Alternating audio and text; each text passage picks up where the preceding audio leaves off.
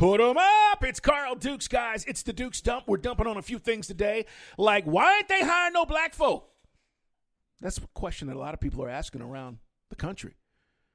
You're going, what is this guy talking about? I'm talking about the NFL. I'm talking about the hiring practices of the National Football League. Let's go back. At the start of this offseason, when the regular season finished, there were just a few openings, including the Atlanta Falcons, which has since filled its position. But within the last week, you had the Lions, Falcons, Texans, Jets, Jags, and the Chargers all looking for head coaches. Let me count. 1, 2, 3, 4. 4 of those have been filled. The Lions got their guy. The Falcons got their guy, as I just said. The Jets and the Jags. That leaves 2 jobs currently open.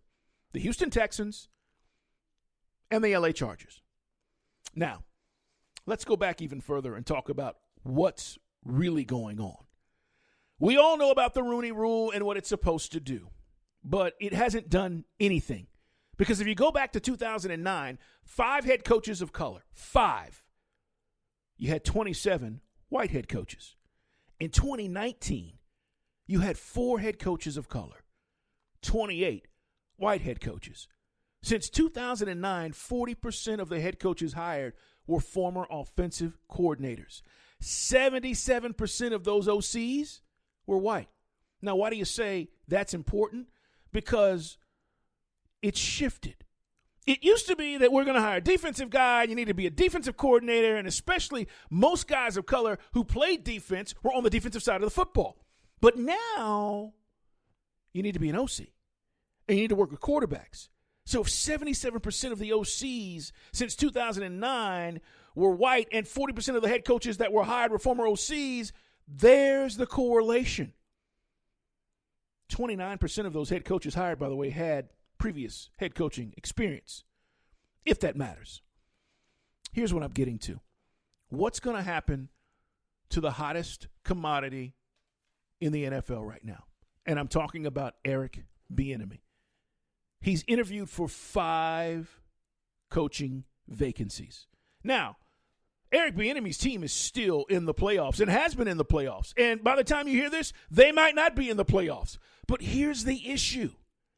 Bieniemy interviewed for the Falcons and the Lions and the Jets and the Chargers and the Jags, and only because Deshaun Watson, the Texans quarterback, complained did the Texans then request to interview him at a later date, because they can't do it while his team is still in the playoffs. Here's what I know about the NFL. They need to change the rules. And they need to change the rules not to just hire black coaches, but to make it a level playing field for all of these coaching candidates so they all get a fair shake. How do you do that? You move and push back the entire hiring cycle after the Super Bowl. No one can interview. No one can be hired until after the Super Bowl. Now, teams are going to say, wait a minute, you put me behind the 8 ball. I mean, I got to get my team ready for free agency and the draft and the combine. And this is how you level the playing field. If no one was allowed to be hired until after the Super Bowl, it would allow every coach, I think, to have a fair and equal opportunity to get a job.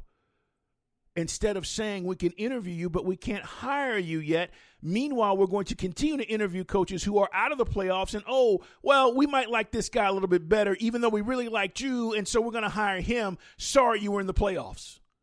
You shouldn't be punished for success. It's Carl Dukes. This is the Dukes Dump. We're talking about hiring practices in the NFL. Here's what I know about Eric Bieniemy. Doesn't look like he's going to get a job. It doesn't look like he's going to get a job. He could get the Texans job if, in fact, that interview happens. He could get the Chargers job, but I doubt it. But if he does, was this the NFL reacting to the fact that everybody knows that Eric Bieniemy has been the hottest commodity the last 2 years, won a Super Bowl, helped Pat Mahomes get better, has run the offense there with Andy Reid in Kansas City, but yet he can't get a job? Why? That's the question. So for all of the folks who continue to say, well, I don't think he interviewed well, I want to be clear.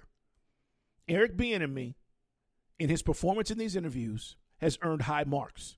It's simply not true. It's a false narrative, and it's completely unfair to black candidates who interview for these jobs, and we only hear that they didn't perform well in these interviews. Oh, and that's probably why he didn't get the job. He's received strong consideration for multiple jobs last year, but it didn't happen.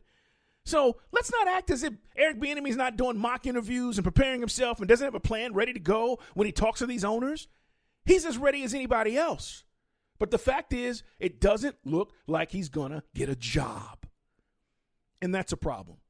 When you've done everything you need to do, everything they're asking you to do, and you still can't get a job, I simply ask the question, why not?